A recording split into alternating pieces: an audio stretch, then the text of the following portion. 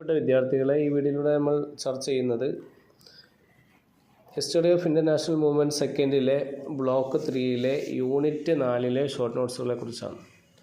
ഇതിൻ്റെ മുഴുവൻ നോട്ട്സും അതേപോലെ ഷോർട്ട് നോട്ട്സ് ലഭിക്കാൻ വേണ്ടിയിട്ട് ഡിസ്ക്രിപ്ഷനിലുള്ള വാട്സപ്പ് നമ്പറിൽ ബന്ധപ്പെടുക. ഒന്നാമത്തേത് ക്യാബിനറ്റ് മിഷൻ പ്ലാൻ 1946. പല പ്രീവിയസ് ക്വസ്റ്റ്യനും ചോദിച്ചിട്ടുള്ള ഒരു ചോദ്യമാണ് ദ ക്യാബിനറ്റ് മിഷൻ. ബ്രിട്ടീഷ് പ്രധാനമന്ത്രി ക്ലെമറ്റ് ആറ്റ്ലി ഇന്ത്യയിലേക്കുള്ള അധികാര കൈമാറ്റം ചർച്ച ചെയ്യുന്നതിനും അന്തിമ രൂപം നൽകുന്നതിനുമായി 1946 അയച്ച സംഘമാണ് ക്യാബിനറ്റ് മിഷൻ. പ്രത്യേക പാകിസ്ഥാൻ വേണമെന്ന മുസ്ലിം ലീഗിൻ്റെ ആവശ്യം ഈ മിഷൻ തള്ളിക്കളഞ്ഞു. പകരം ദുർബലമായ ഒരു കേന്ദ്ര സർക്കാരിനെ നിർദ്ദേശിക്കുകയും മുസ്ലിം ലീഗിൻ്റെ ആശങ്കകൾ പരോക്ഷമായി പരിഹരിക്കുന്നതിനായി പ്രവിശ്യ അസംബ്ലികളെ 3 ഗ്രൂപ്പുകളായി സെക്ഷൻ എ, ബി, സി തിരിക്കുന്ന ഒരു പദ്ധതി അവർ മുന്നോട്ട് വെക്കുകയും ചെയ്തു. അടുത്ത ഡയറക്റ്റ് ആക്ഷൻ ഡേ, പ്രത്യക്ഷ സമര ദിനം. സ്വതന്ത്ര പാകിസ്ഥാൻ എന്ന ആവശ്യം ക്യാബിനറ്റ് മിഷൻ തള്ളിക്കളഞ്ഞതിൽ നിരാശരായ മുസ്ലിം ലീഗ് പദ്ധതിക്കുള്ള അവരുടെ പിന്തുണ പിൻവലിച്ചു.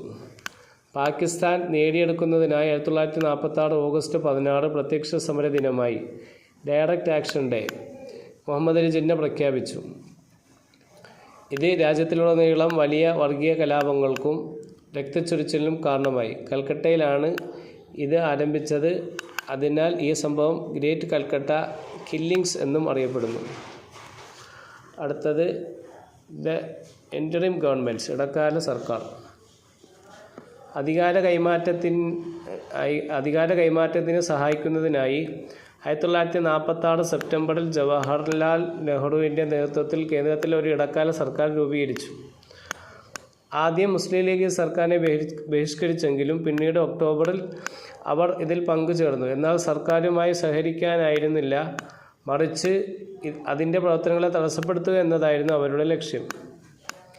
ഹിന്ദുക്കൾക്കും മുസ്ലിമീങ്ങൾക്കും ഒരുമിച്ച് ഭരണം നടത്തുക എന്നത് പ്രായോഗികമായി അസാധ്യമായിക്കൊണ്ടിരിക്കുകയാണെന്ന് ഇത് തെളിയിച്ചു.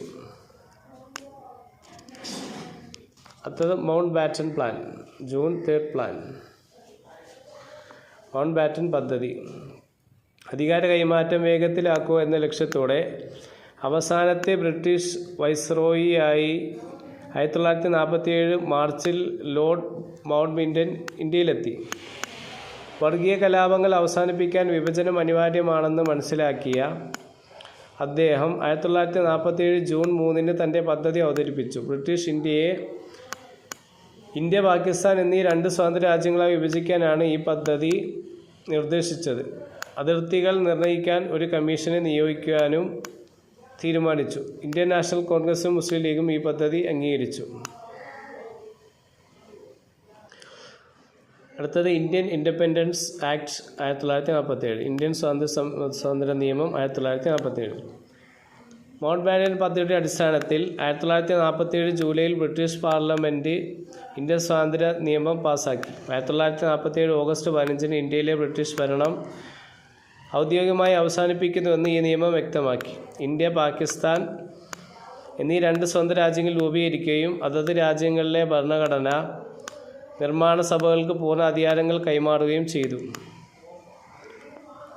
നാട്ടുരാജ്യങ്ങൾക്ക് ഇന്ത്യയിലോ പാകിസ്ഥാനിലോ ചേരാനുള്ള സ്വാതന്ത്ര്യവും നൽകി.